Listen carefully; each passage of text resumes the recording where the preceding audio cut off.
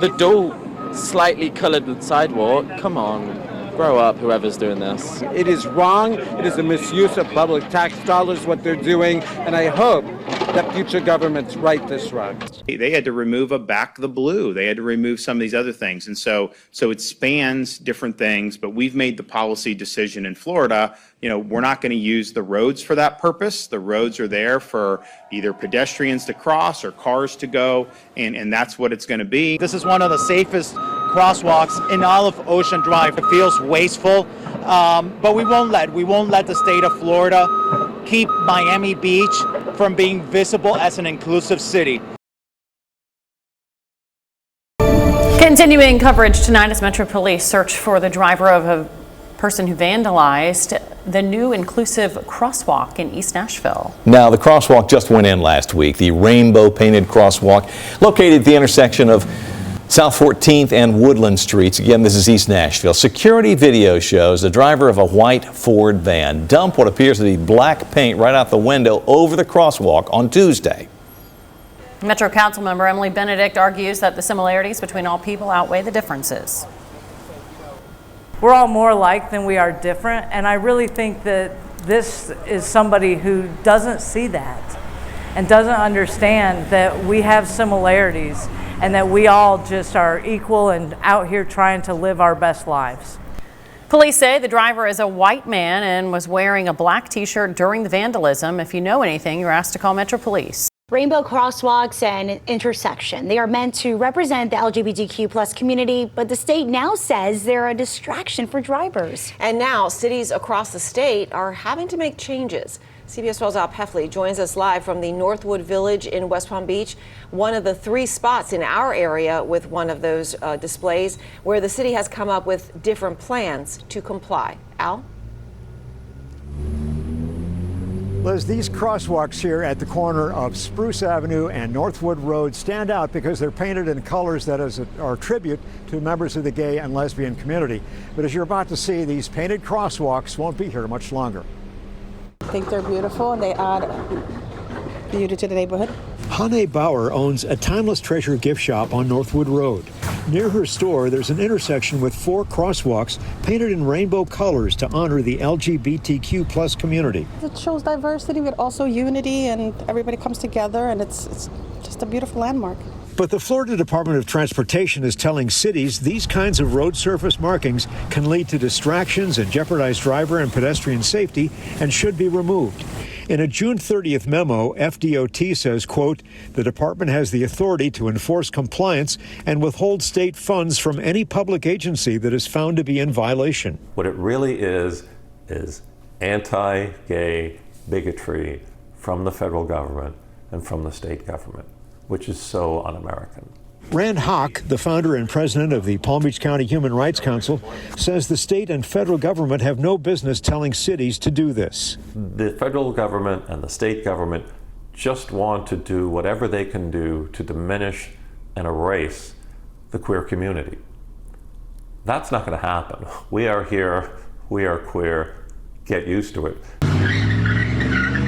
In the past few years, 3 people have been arrested for defacing the intersection in Delray Beach with black tire marks by doing burnouts with their vehicles. This memo not only affects the rainbow-painted crosswalks in West Palm Beach, but also rainbow-painted intersections in Delray Beach and Boynton Beach. The city of Boynton Beach became the first to remove this week, covering theirs with black paint. The Northwood Village is taking a different approach. The city of West Palm Beach says it's taking the colored bricks that would have been used to refurbish its crosswalks to build a monument at Serenity Park nearby, remaining a tribute to the LGBTQ plus community. I am happy that they were able to find an alternative to using those bricks to, build the monument. Right now, the city has come up with something ideal. And Hawk says the city of Boynton Beach still plans to do something to honor members of the LGBTQ plus community. We're waiting to see what they have planned to do. We're also waiting to find out what the city of Delray Beach plans to do with its rainbow painted intersection. We're waiting on a response from a city spokeswoman about that. Live in West Palm Beach, Al Peffley, CBS 12 News. Flags waving, cars honking. This was the scene Saturday morning at the Pride Crosswalks at Westheimer and Taft. It feels good, and then as you can hear, there's supporters who are driving by, so it feels like we are seen and we are welcome. Carrie Ann Morrison is president of Pride Houston 365 and organized the gathering. What message did you want to get across by gathering today? We're not going to stop. There is absolutely nothing that you can do to erase my pride, to erase my community pride. The gathering comes just days after Governor Greg Abbott directed transportation officials to ensure cities and counties remove what he calls political ideologies from roadways, citing federal and state safety standards. The order mirrors a federal letter from July urging governors to keep intersections and crosswalks free of political or artistic markings. Metro confirmed this intersection is currently the only location it's working on to comply. Morrison says these crosswalks represent far more than just paint on pavement. It means that you have a home. It means that you can find friendship. It means that we are visible. It means that we are seen. She's now hoping to rally support to keep their message alive. Jack Walensky feels the same, a 30-year Montrose resident and president of the Neartown Montrose Super Neighborhood. We first met Jack earlier this week. You're back here today. Tell me why it was important for you to partake in this gathering. It's nice to see our community out here. It's nice to see our community voicing what they want. This crossing is like a small part of what our community, but it's a symbol. It's a symbol of unity. And for resident Luke Carroll, who says he grew up in a conservative Texas town, the crosswalks represent something personal. The first time I saw this Pride crosswalk coming into Montrose, my very first time, I just started bawling because I figured out there were people who existed who were like me. Many here are telling me that's what it's all about, being seen and not backing down. We will fight, whether that is gatherings like this, the parade, or going to City Hall and making sure that our voices are heard, but we will never stop. Fight over a rainbow crosswalk in downtown Delray Beach is now over. The city was planning on taking the state to court after TxDOT crews sandblasted and painted over the mural earlier this week. But tonight, they reversed course, calling it a high-stakes move.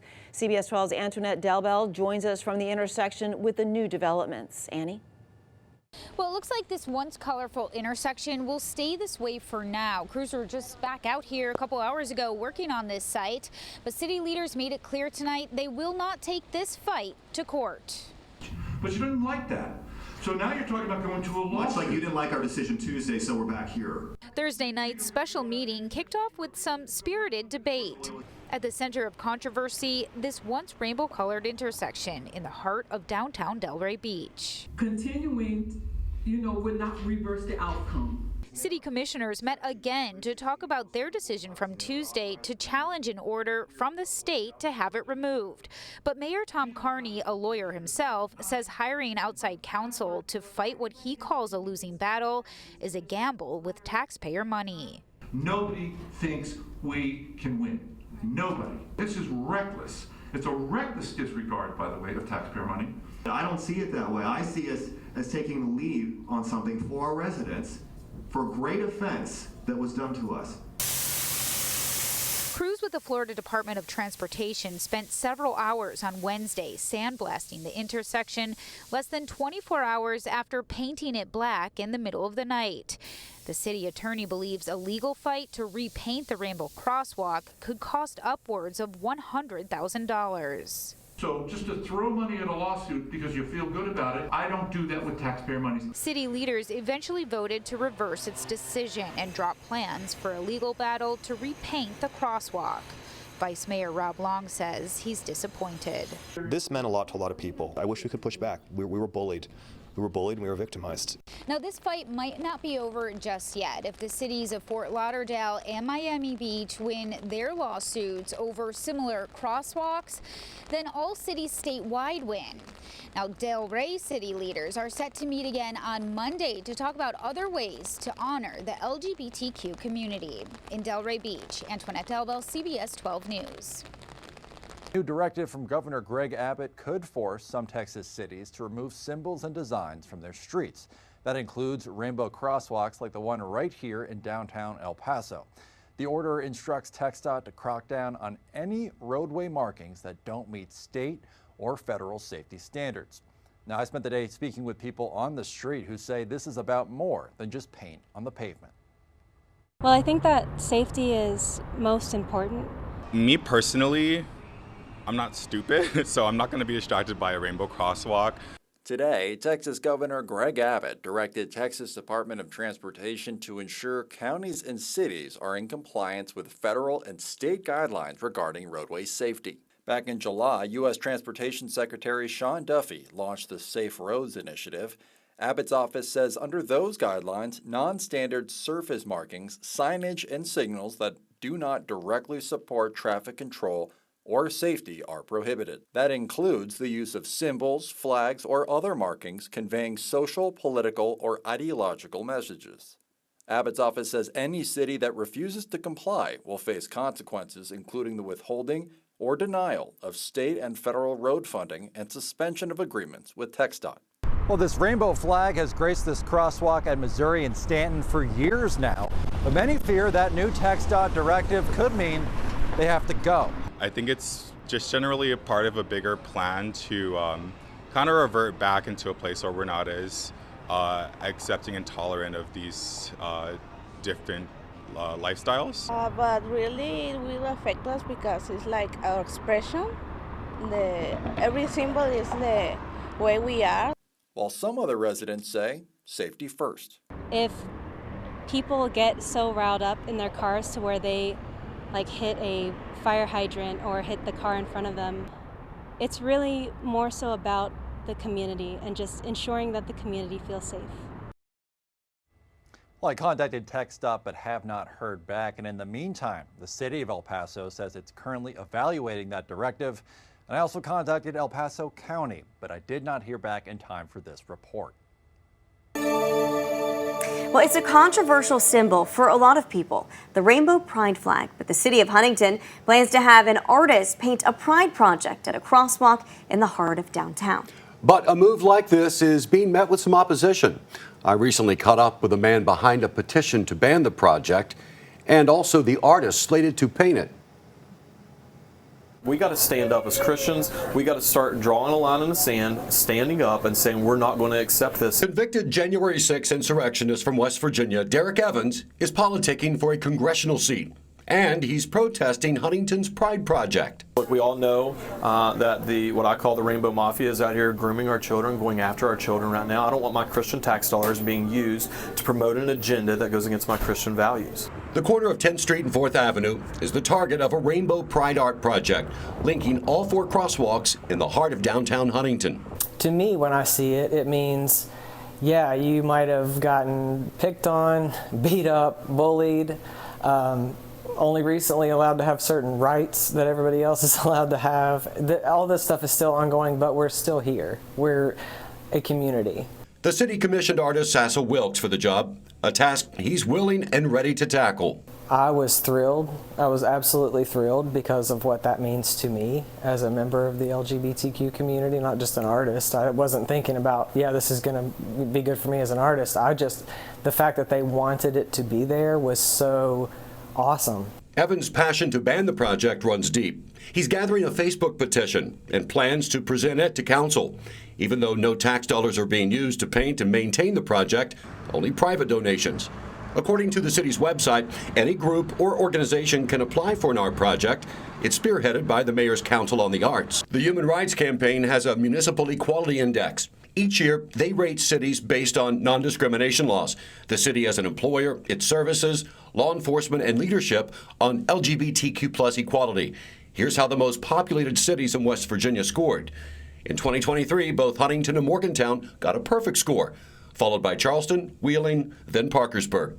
It does not surprise me, actually. And actually, that would be further proof that we don't need to paint crosswalks to make people feel welcome there. They're already welcome there. Things like having a pride crosswalk or like having open to all stickers on businesses and establishments, those are the things that make it LGBTQ friendly. So I think it's I don't think it's a matter of like once you get there and you're cool with everybody, like you don't have to try anymore. I think those efforts are what makes a place feel safe and comfortable for everybody. Charleston had its pride painted in the east end of town. It doesn't bother Grant Hedrick. He says setting an example for his kids is key. I think everyone should raise their children to be accepting of all culture, regardless of if they're gay or straight. And I think that the bigger problem would be to think negatively of someone just because of their beliefs. But the prideful paint job is set in stone, or in this case, asphalt. And strokes of the brush will begin this summer.